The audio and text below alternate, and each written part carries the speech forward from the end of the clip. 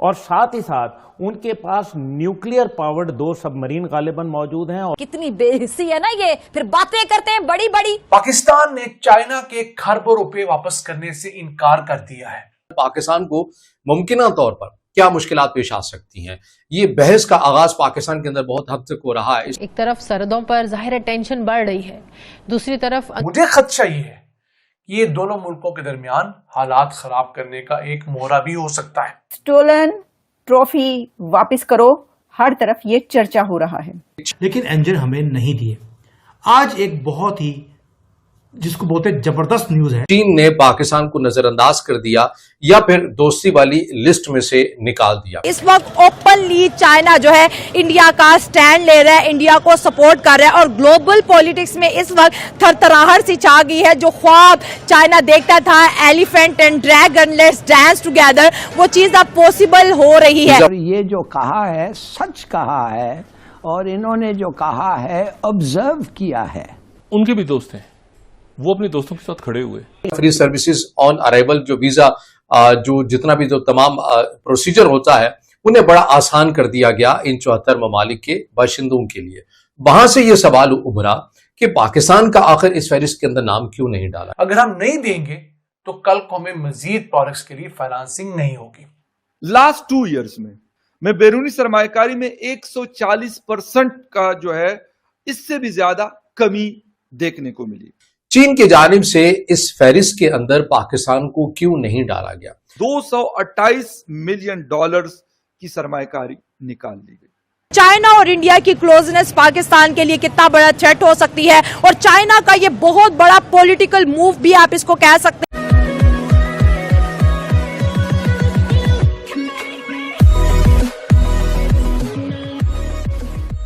नमस्कार दोस्तों, अब इसके बारे में बहुत बार चर्चा हो चुकी है कि भाई अगर मान लीजिए कि चाइना जिस तरीके से पाकिस्तान का इस्तेमाल करता था, या फिर जिस तरीके से पाकिस्तान जो है वो चाइना को इस्तेमाल करने के लिए परमिशन देता था, क्या अब वही सिनारियो अभी भी बचा हुआ है।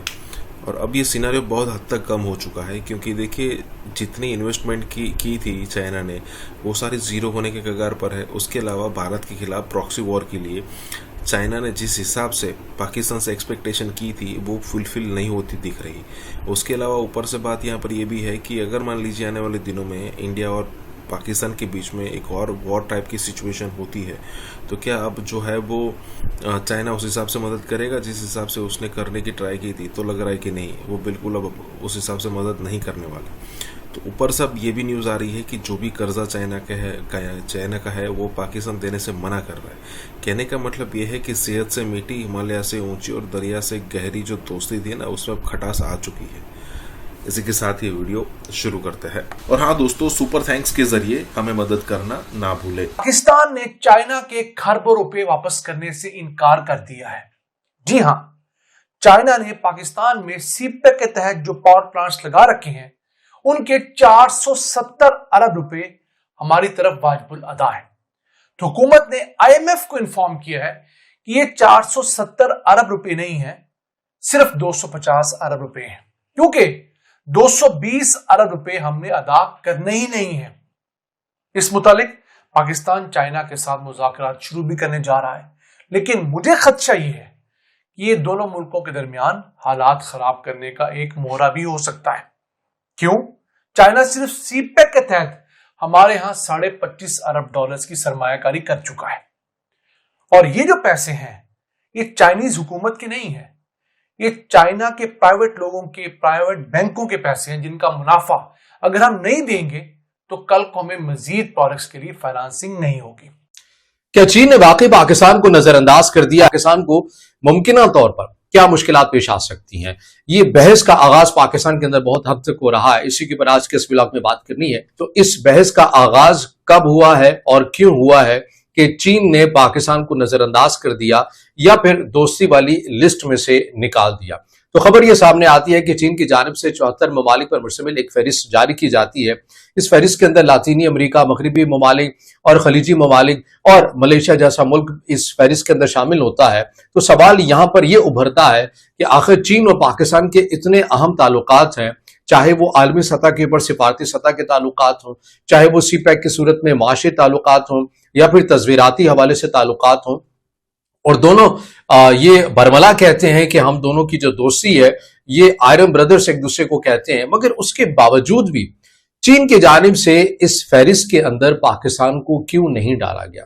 अब ये समझिए कि ये फहरिस्त क्या थे। इस फहरिस्त के अंदर जो 74 ममालिक डाले गए, जिनका जिक्र मैंने आपके साथ कर दिया, लातीनी अमेरिका, मगरबी ममालिक जैसे फ्रांस है, बरतानिया है, स्पेन है, इटली की बात की जा रही है, इसी तरह मलेशिया की बात की जा रही है, खलीजी ममालिक की बात की जा रही है, और दीगर जो ममालिक है उनकी बात की जा रही है। उनके नाम डाले गए इस फहरिस्त के अंदर ताकि इन ममालिक के जो बाशिंदे हैं वो चाइना आए, उनके लिए visa free services on arrival, जो वीजा जो जितना भी जो तमाम प्रोसीजर होता है उन्हें बड़ा आसान कर दिया गया इन 74 ममालिक के बाशिंदों के लिए।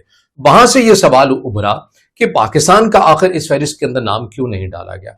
लेकिन पहले इसको ये समझ लीजिए कि चाइना की जानिब से जो इन 74 ममालिक का इंतखाब किया गया वो क्यों किया गया, और इस वीडियो को आखिर तक आपने इसलिए देखना है क्योंकि पाकिस्तान जो कुछ चाइना के लिए कर रहा है और जो वजह चाइना ने इस फहरिस्त के अंदर पाकिस्तान का नाम न डालने की दी है, उससे तो पाकिस्तान ज्यादा नुकसान उठा रहा है। ये सुन रहा हूं कि शायद कम हुई है।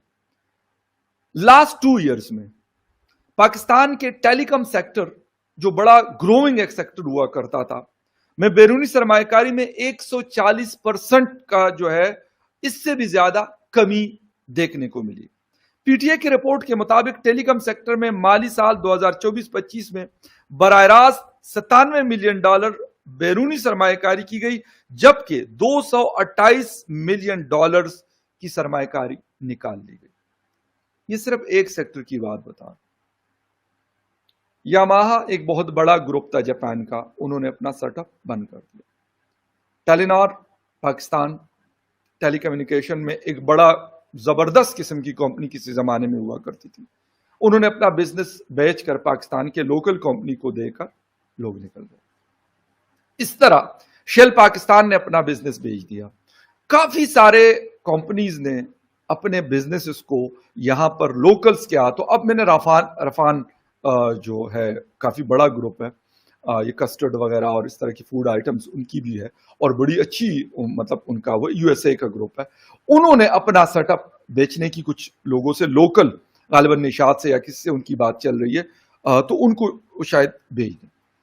अब सिलसिला यहां तक आ गया है, लेकिन बताया क्या जा रहा है, रोज टीवी पे ये खबर आएगी हर बुलेटिन के अंदर कि पाकिस्तान स्टॉक एक्सचेंज तारीख की नई बुलंदी, गुर्बत बढ़ रही है लेकिन स्टॉक एक्सचेंज तारीख की नई बुलंदियों पे जा रहा है। यार लोगों के पास रोजगार नहीं है, लोगों के पास खाने पीने को नहीं है, लोगों के अंदर जो एक फ्रस्ट्रेशन है। लोग कहते जी इनके पाले हुए कुछ लोग कहते जी कश्मीर में प्रोटेस्ट हो रहे, ये इंडिया के साथ मिले हुए ये एजेंट है।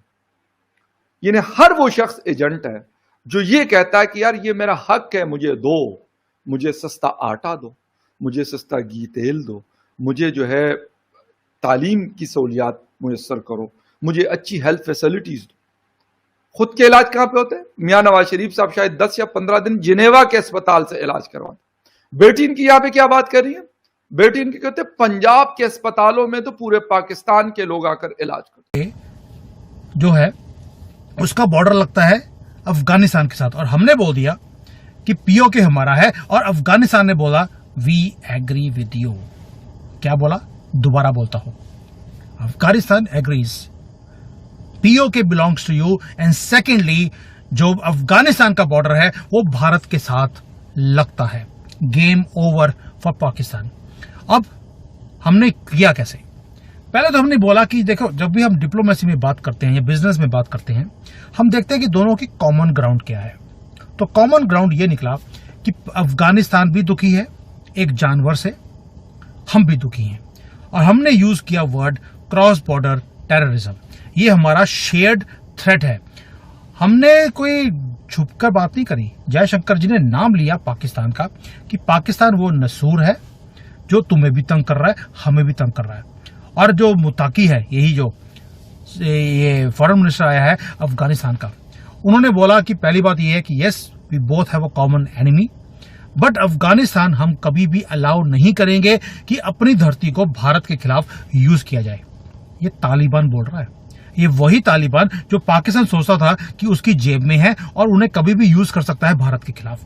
आज वो बोल रहे हैं कि हम भारत के साथ मिलकर पाकिस्तान के अंदर कुछ करने वाले हैं। चार तरफ से पाकिस्तान को घेर लिया गया है। मैंने कल भी बोला था और दोबारा बोल रहा हूं, बिना प्रूफ के मैं कोई बात करता नहीं हूं। और आज जो मैंने कल बात किया था, आज इंडियन मीडिया उसको पिकअप कर रहा है। क्यों? क्योंकि पहले ही मेरे पास इंफॉर्मेशन थी कि हम वहां पर जयशंकर जी कौन सी बात कर रहे हैं या कर चुके हैं। अब पाकिस्तान इतना पैनिक में है कि जो मुक्तानी है ये अभी लैंड किया दिल्ली में, पाकिस्तान ने बॉम्ब कर दिया काबुल को, ये बोलकर कि वहां पर टीटीपी की जो उग्रवादी थे हमने उनको स्ट्राइक किया है। लेकिन जियोपॉलिटिक्स में कोई भी चीज अचानक नहीं होती है, टाइमिंग बहुत इंपॉर्टेंट होती है। और टाइमिंग ये थी कि डेस्परेशन है पाकिस्तान के अंदर और एक मैसेज दिया गया अफगानिस्तान को, don't come too close to India. ये चीख कर बोल रहे हैं वो, और ये बोलना शुरू कर दिया कि अफगानिस्तान जो है वो अभी भी हमारा कंट्रोल अफगानिस्तान के अंदर पूरा है, please do not cross the red line. और अफगानिस्तान, उन्होंने बोल दिया तुम्हारे ऑर्डर लेने हमने बंद कर दिए, और हमने तो अमेरिकन के कभी ऑर्डर ले लिए, तुम कौन से ये सुअर एक नंबर के, और जो भी कौन से जिसकी कोई इज्जत नहीं है। अब पाकिस्तान ने जो है अफगानिस्तान को लूज किया कैसे? भाई ये तो हमेशा ही अफगानियों को यूज करते थे, मुजाहिदीन को भारत के खिलाफ यूज किया जाता था। अब नहीं होता, क्योंकि अगस्त 21 में जैसे ही तालिबान ने काबुल को टेक ओवर किया, आपने देखा होगा कि पाकिस्तान के अंदर सेलिब्रेशन शुरू हो गई थी। जो उनका इमरान खान था उसने बोला था कि इन्होंने जो बेड़ियां हैं स्लेवरी की वो तोड़ दी हैं, अब ये हमें पीओके लेकर देंगे। क्योंकि पाकिस्तान को हमेशा लगता था कि हम कुछ भी करते रहें, धोखा दें अफगानियों को, अमेरिका को बताएं कि भाई तालिबान के लोग कहाँ बैठे हैं, वहां से डॉलर लेकर ये अफगानियों को मरवाते थे। इनको लगता था कि अफगानिस्तान तो बेवकूफ लोग हैं, ये तो हमारी पॉकेट में है। यही गलती पाकिस्तान ने करी, यही गलती उन्होंने बांग्लादेश के साथ भी करी थी, तभी बांग्लादेश अलग हो गया था। लेकिन जो ये तालिबान है ये वो 90s वाला तालिबान नहीं रहा। दुनिया के वर्ल्ड पावर्स के साथ बैठकर वो नेगोशिएट करते हैं आज की डेट में तालिबान के बारे में, टेररिज्म के बारे में, इकोनॉमिक अफेयर्स के बारे में। जयशंकर जी के साथ मीटिंग कर रहे हैं भैया, तो आप समझ सकते हैं कि वो अब इवॉल्व हो चुके हैं। अब रियलिटी आ गई है पाकिस्तान के सामने, और पाकिस्तान के सामने रियलिटी आने का मतलब है कि हमारे अजीत डोभाल जी ने भी कोई काम किया है। पहली बात, अजीत डोभाल जी का काम था कि पाकिस्तान की फॉल्ट लाइन को यूज किया जाए। ड्यूरेंट लाइन का डिस्प्यूट उजागर होना शुरू हो गया। अफगानिस्तान ने बोल दिया हमें ड्यूरेंट लाइन मंजूर नहीं है, हम अपनी जमीन वापस लेकर जाएंगे। 18 चेक पोस्ट थी पाकिस्तान की, उसमें से 6 या 8 अभी भी, लड़ाई जो हुई थी 2 साल पहले, अभी भी वहां पर पाकिस्तानियों की पैंटें उतार कर उन्हें वापस भेजा गया। India upgrades it's ties with the Afghanistan Taliban, says it will reopen Kabul embassy. India अपनी एम्बेसी खोलने जा रहा है, अपने मिशंस को वहां पर बढ़ा रहे हैं। इंडिया ने उन्हें कोई 40-50 एम्बुलेंसेज भी दे दी हैं। इंडिया उन्हें स्कॉलरशिप्स भी दे रहा है। इंडिया वहां पर यूनिवर्सिटीज भी बनाने जा रहा है। इंडिया वहां पर हेल्थ केयर के जो इंस्टीट्यूशंस हैं उन्हें भी बिल्ड करने जा रहा है। इंडिया वहां पर नादरी पैसे फेंकने जा रहा है, इंफ्रास्ट्रक्चर बनाने जा रहा है। इंडिया कह रहा है जो ज़ल्ज़ला आया था उसके बाद जितनी तबाही हुई है हम आपको देंगे, हम पैसा देंगे, हम माल डालेंगे, हम वहां पर कंस्ट्रक्शन करवाएंगे, हम वहां पर इदारे बिल्ड करेंगे, हम इमारतें, सड़कें, सब कुछ हम बनाएंगे।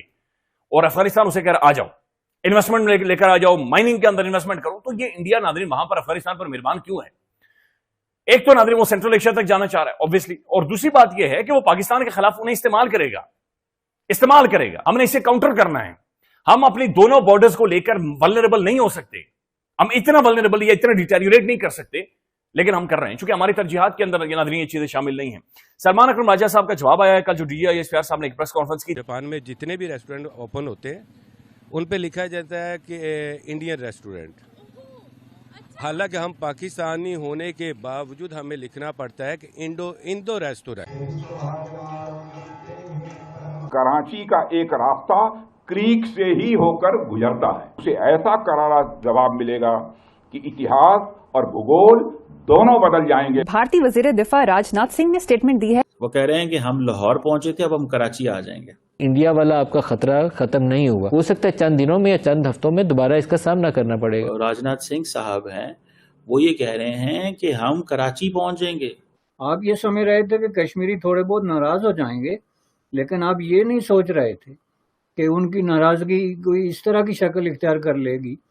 पाकिस्तान है, उसको थ्रेट अभी तक मौजूद है। हिंदुस्तान की तरफ से दोबारा पाकिस्तान पर हमले का खतरा मौजूद है, और मैं कोई हवाई बात नहीं कर रहा, बिल्कुल बहुत से जो डिप्लोमेटिक सोर्सेज हैं वो भी यही बता। कश्मीर बहरान पे जहाँ पे सूरत हाल मुसलसल कशीदा से कशीदा होती जा रही है। बार कश्मीर के लोग जो हैं वो हमें घरों में वापस जाते हुए दिखाई नहीं दे। पाकिस्तान के अंदर एक डिबेट शुरू हो गई है, एक व्यू पैदा होनी शुरू हो गई है कि हमें अब तैयारी करनी है, इंडिया ने कुछ करना ही करना है कि चाइना के साथ कॉन्फ्लिक्ट रिजॉल्व की तरफ और हमारे साथ कॉन्फ्लिक्ट मैनेज की तरफ इंडिया जा रहा है। कराची, मुझे ऐसे लग रहा है कि ये बार बार नेवी को इंगेज कर रहे हैं। अगली दफा जो जंग है वो नेवी की होनी है। 2020 में ट्रंप के मशरिक़ी वस्ता प्लान को गैर मुनसिफाना और मुतसिबाना करार दिया शहबाज शरीफ साहब ने अपनी ट्वीट में। अब वो उसी किस्म के अमन मुआहिदे को सपोर्ट दे रहे हैं अपनी। क्या ये सुहेल वड़ाइच साहब वाला खुला तजाद नहीं है? जवाब लेना सरकार से कि ये कैसे प्लान पे इत्तेफाक करके आए। बार बार कहते रहते हैं जी भारत को के पास खुद ही कश्मीर चलकर आ जाएगा, हमारे लोग डर जाते हैं। सो इट मीन्स कि ये जो इलाका है सरकरी का, इंडिया इसके ऊपर एडवेंचरिज्म का प्लान रखता है।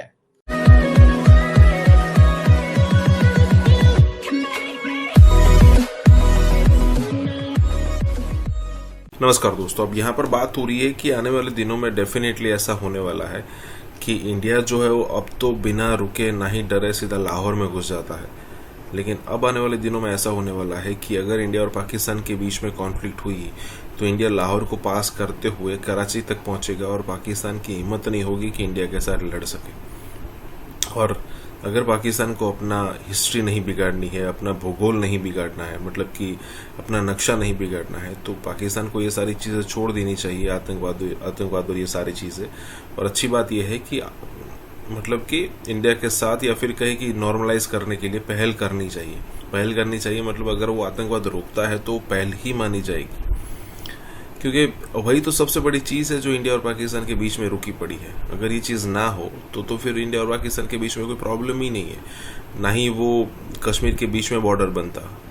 जो कश्मीरी जो है वो यहाँ से वहाँ और वहाँ से यहाँ भी आ जा सकते थे। यहाँ पर यही बात हो रही है। इसी के साथ ही वीडियो शुरू करता है। और हाँ दोस्तों, सुपर थैंक्स के जरिए हमें मदद करना ना भूले। आप शायद नहीं समझे ये क्या कह रहे हैं, मैं बताता हूँ। कराची से 50 मिनट की या 45 मिनट की जो हेलीकॉप्टर की सफ़र है सरकरीक पे, ज़्यादा नहीं है, मैक्सिमम 1 आवर होगा, इससे भी कम है मेरा ख्याल है, 45-50 मिनट। ये उस चीज़ की बात कह रहे हैं। वो कह रहे हैं कि हम लाहौर पहुंचे थे, अब हम कराची आ जाएंगे। सो इट मीन्स कि ये जो इलाका है सरकरी का, इंडिया इसके ऊपर एडवेंचरिज्म का प्लान रखता है। ठीक है, वो इस गेम में हैं, ठीक है ना जी। तो मुझे इस चीज़ को थोड़ा स्टडी करना है कि जो राजनाथ सिंह साहब हैं वो ये कह रहे हैं कि हम कराची पहुंचेंगे और हमारी इंटेंशंस अच्छी नहीं है। यार मुझे बात बताएं, हमारी इतनी इंटेंशन अच्छी नहीं। हम तो आपसे बहुत छोटा मुल्क है, आप तो बड़ा मुल्क है, आपके पास तो रिसोर्सेज हैं, पैसा है, आप तो अमीर हैं इस मुल्क, इस इलाके के, क्या कुछ है आपके पास। सो कराची आना चाहते हैं, लाहौर नहीं, कराची। मुझे ऐसे लग रहा है कि ये बार बार नेवी को इंगेज कर रहे हैं। अगली दफ़ा जो जंग है वो नेवी की होनी है, ये मैं आपको बता सकता हूँ। क्योंकि इन्होंने जब ऑपरेशन ये लड़ाई भारत और पाकिस्तान की बंद हुई तो उसके बाद राजनाथ सिंह साहब चले गए वहाँ पे, क्या नाम है उसका, उसको अंदर चले गए थे, नेवी के एक चले गए। वहाँ पे जाके इन्होंने ये कहा, नेवी पे चले गए और वहाँ पे जाके इन्होंने ये कहा था कि मैं अगला जो जंग होगी वो यहाँ पे होगी। ही सेड दिस। तो इंडिया आपको पता है अपनी नेवी को बहुत अहमियत देता है और कहता है कि जनाब हमारे पास तो बहुत कुछ है। तो राजनाथ सिंह साहब ये जो बात कर रहे हैं, मेरा ख्याल है ये वो मैं पिक्चर है जो आपको दिखा सकता हूँ। This was a point where he said this all. यहाँ पे उन्होंने ये कहा था कि अगली दफ़ा हम नेवी के ज़रिए आपके हमला करेंगे पाकिस्तान के ऊपर। बार बार कहते रहते हैं जी भारत को के पास खुद ही कश्मीर चल कर आ जाएगा। मेरा ख्याल है उन्हें इस किस्म की बातें नहीं करनी चाहिए। वो क्या है कि कुछ अजीब सा लगता है और हमारे लोग डर जाते हैं, तो ऐसी बातें नहीं करनी चाहिए। लेकिन बहरहाल हमारे यहाँ तो जी बार बार हम, जैसे कि आप जानते हैं कि हम कहते हैं कि जी कश्मीर हमारी शहरग है, हम कश्मीर के साथ खड़े हैं, हमारा कश्मीर है, और इस किस्म की कई दूसरे नारे जो हैं वो हमारे पॉलिटिशियंस लगाते रहते हैं टाइम टू टाइम। मतलब जब जब ऐसा होता है ना कि जरा उन्हें थोड़ा रोक डालना होता है, थोड़ा भारत को दिखाना होता है, तो हम फिर कश्मीर कश्मीर शुरू कर देते हैं हर जगह जाकर।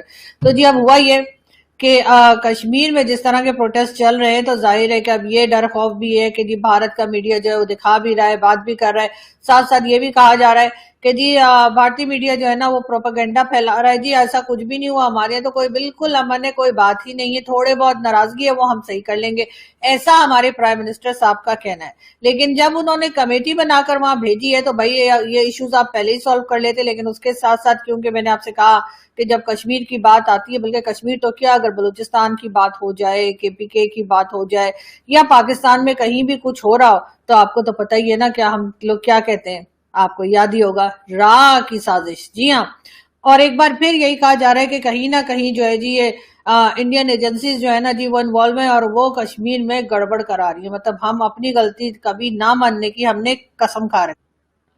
जो पहले के लोग थे, यानी जो कश्मीर के लोग थे या जो पाकिस्तान के लोग पहले थे, कुछ सालों पहले तक, 4-5 साल 6 साल समझ लीजिए, या बहुत भी हुआ तो चले 8-10 साल समझ लीजिए, उनकी आंख में कोई लिहाज था, कोई शर्म थी। मतलब ऐसे थोड़ी के पुलिस वालों को और रेंजर्स को और किसी को भी उठा पटक करना शुरू कर देते हो, ऐसा नहीं होता था। लेकिन अब जब से इमरान खान आके गए, इमरान खान ने और कुछ किया हो ना किया हो, लोगों को ये सिखा दिया है कि जी आपने जो है ना वो लड़ना है, और अगर आप कोई डिमांड कर रहे हैं और आपकी डिमांड नहीं सुनी जा रही तो देख कान के नीचे 2 रख के। तो जी चाहे कोई भी सामने आ जाए तो हमारे लोग जो है ना कान के नीचे 2 रख के देते हैं। आपको याद होगा कुछ दिन पहले भी जो है, मेरे ख्याल 1-1.5 साल पहले भी जो है वो कश्मीर में ही जो है रेंजर्स और पुलिस वालों को उठा उठा के नीचे फेंक रहे थे कश्मीर के लोग, और वो वीडियो भी सामने आ गई थी। और उसके बाद जब इंडियन टीवी ने उस पर बात की और हमारे लोग गए, तो हम तो यही कहते रहे किस तरीके से जो है इस बात को हम कवर अप करें या किस तरीके से इनको डिफेंड करें, वो हमें समझ में ही नहीं आ रहा था। लेकिन बहरहाल अब हुआ ये है कि एक बार फिर जी हमारे लोगों ने जो है ना वो वहां पे अंत मचा रखा है, जिसे कहते हैं ना कश्मीर वालों ने। उन्होंने जी हमारे जो रेंजर्स हैं जो गए हैं, जो पुलिस वाले गए हैं, उन सबकी मार कुटाई शुरू कर रखी है, और बातें कई सिविलियंस की भी जाने गई हैं। लेकिन वहां पर ना तो कोई ड्रोन फेंका जाएगा, ना वहां पे कोई और इस तरह के ऑपरेशन के लिए कुछ अनाउंस किया जाएगा, क्योंकि आप जानते ही, मैंने जैसे पिछली वीडियो में भी बताया था कि भारत की खास नजरें हैं। मोदी जी ने तो मैंने सुना है 10-12 लोग इसी काम के लिए बैठा दिए कि बस देखते रहो कि कश्मीर या POK में क्या चल रहा है, इसलिए कि जैसे ही कोई मौका मिलेगा तो मोदी जी के बयान आ जाएंगे। आपको तो पता है ना, मोदी जी कहते हैं रोटी खाओ नहीं तो मैं गोली तो मेरे पास है। इस किस्म की बातें भी लोग करते हैं और फिर अपनी वीडियो में बना के कहते हैं देखें जी मोदी जी ऐसा कह रहे हैं। हालांकि मोदी जी ये बातें इसलिए कह रहे थे क्योंकि उन्हें पता है कि जो लोग वीडियो बना रहे हैं वो रोटी बहुत खाते हैं। तो उन्होंने कहा भाई जब इतनी रोटी खाओगे तो उसके बाद हाजमूला की गोली जो है वो मेरे पास है। इंडियन नेवी को अगर आप देखें तो इस टाइम पे उनकी तादाद मोर और लेस, इंडिया की जो बहरी बेड़ा है वो एक अंदाजे के मुताबिक अमेरिकन बहरी बेड़े से भी आगे निकल गई है उसकी तादाद, जिसके अंदर हमने मिलिट्री ट्रेनिंग में सहयोग पर समझौता किया है। इसके तहत भारतीय वायुसेना के फ्लाइंग इंस्ट्रक्टर्स यूके की रॉयल एयरफोर्स में ट्रेनर्स के रूप में कार्य करें। तो कहते कि इम्पोर्टेंट डेवलपमेंट ये है कि फ्लाइंग इंस्ट्रक्टर जो है इंडियन एयरफोर्स के वो they will go as a trainers with the UK royal air force. 93 years of Indian air force का जो ये इवेंट था उसमें जो मेन्यू रखा गया उसमें मतलब भारत डिश का नाम जो है वो पाकिस्तान के किसी न किसी इलाके से था। इसमें डिशेस के नाम पाकिस्तान की उन लोकेशंस पर थे जिन पर ऑपरेशन सिंदूर के दौरान भारत ने अटैक किया था। This is something very significant. उससे वो जो कराची वाला एरिया है जिसको सर क्रीक कहते हैं उस पे वो कब्जा कर लेंगे या उधर वो मतलब कि अपने कदम बढ़ाएंगे। मोदी जी आए, भगवान की एक कृपा हुई हमारे ऊपर, और पिछले 10 सालों में नाज़रीन लगता है कि वो दिन दूर नहीं कि जब आप और मैं रात की किसी तारीकी में सो रहे होंगे और किसी आखिरी पहर अचानक हमें मिसाइल्स गिरने की आवाज आएगी। टेररिज्म के लिए भारत बार बार कहता है कि जी आपकी कंट्री से टेररिज्म हो रही, ड्रोन्स गिरने की आवाज आएगी, और जब हमारी आंखें खुलेंगी तो हमें पता लगेगा कि एक्चुअली भारत ने ऑपरेशन सिंदूर 2 लॉन्च कर दिया है। इंडिया जो है वो एग्रीमेंट साइन करेगा मिलिट्री ट्रेनिंग का, तो वो कह रहे हैं कि इंडिया ग्लोबल प्लेयर है। The care Starmer made a point that India is a global player. India is not a regional player, India is not a local player, India is a international player. लेकिन पर शर्म ना आए, कहते शर्म ना आए तो क्या फिर ढीठ बंदा हो जाता की, पर जिस तरह मर्जी ढीठ हो जाए। वो कहते जी बेइज्जती तो ਉਹਦੀ ਹੁੰਦੀ ਜਿਹਦੀ बेइज्जत ਹੋਵੇ, ਸਾਡੀ ਕਿਹੜੀ।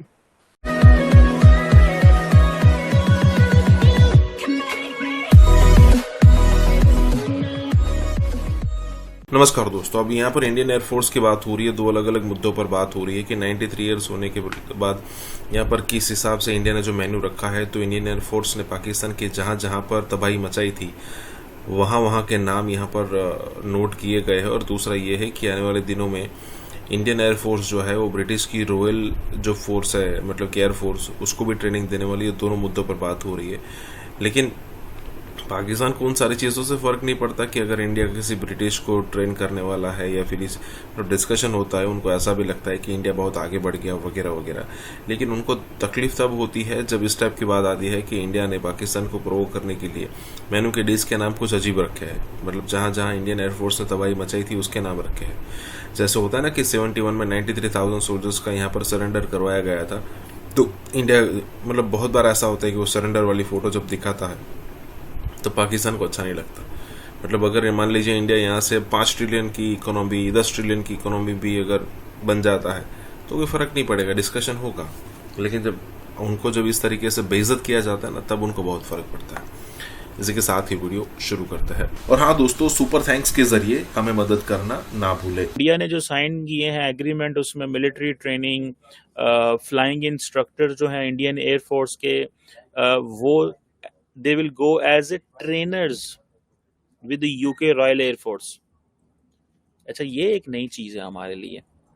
This is something very significant कि इंडिया जो है वो एग्रीमेंट साइन करेगा मिलिट्री ट्रेनिंग का, और जिसमें जो फ्लाइंग इंस्ट्रक्टर हैं इंडियन एयर फोर्स के, वो एज ए ट्रेनर सर्व करेंगे यूके की रॉयल फोर्स में। अब अगर ये चीज़ अगर देखी जाए तो ये चीज़, उनके जो इंस्ट्रक्टर्स हैं, उनकी जो एयरफोर्स है वो एट पार है एंड ग्लोबल लेवल के बराबर है।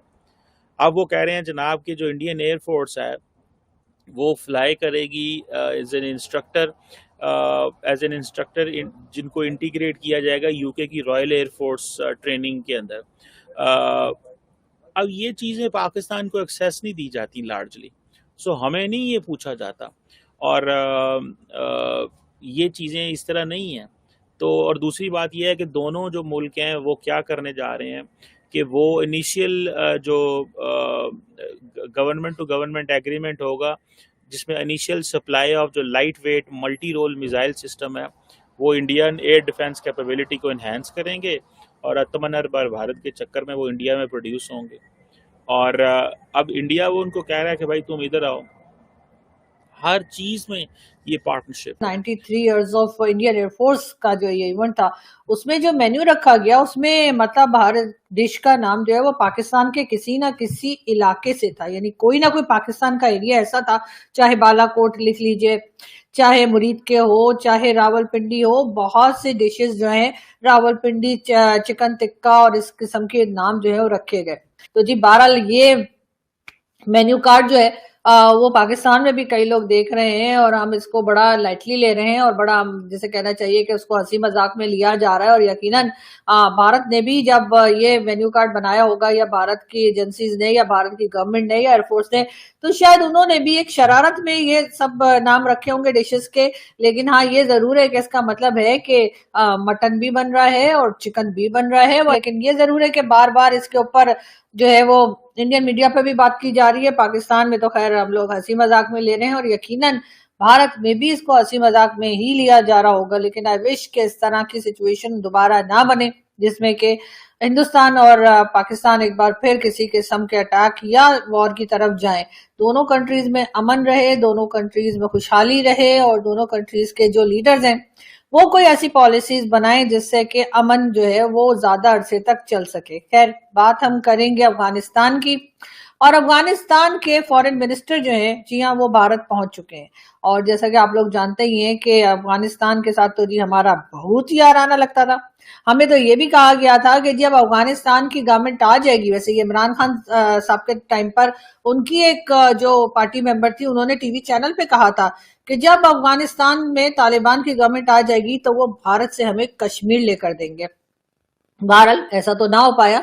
उनकी जो क्लिप थी उस शो की वो बहुत वायरल हुई और कई इंडियन मीडिया ने भी कई बार दिखाया कि जी ये कह रही हैं जो लीडर थी इमरान खान के पार्टी की कि जी जब तालिबान की गवर्नमेंट आ जाएगी तो उसके बाद वो हमें कश्मीर लेके देंगे।